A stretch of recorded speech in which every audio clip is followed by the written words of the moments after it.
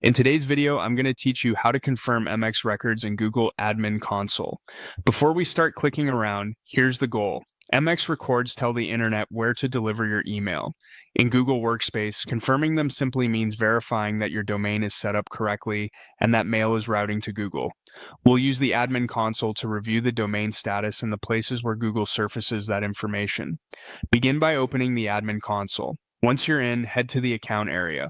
This section holds organization-wide controls and links you to domain management, which is where Google surfaces the status of DNS-related items like MX records. From Account, go to Domains. This is your home base for domain verification, email routing, and related settings. Next, open the Overview. The Overview provides a high-level snapshot. Here, you're looking for clear status indicators for your domains.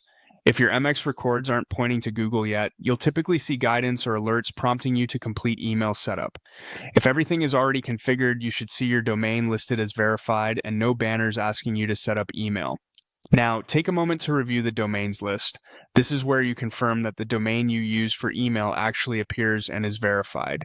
If it's not listed, email won't route through Google for that domain. Seeing your domain here, verified and without warnings, is a strong signal that your MX records are aligned. Click Manage Domains for a more detailed view. Here you'll see each domain and its current status. Look for confirmation that the domain is verified and that there are no setup prompts related to email. If you do see prompts, that's an indication that MX records may not yet be pointing to Google or need time to propagate. If the domain you intend to use for email isn't present, use Add a Domain to include it so you can manage and confirm its status in Google Admin. Adding it brings it into scope so Google can check and display the right guidance.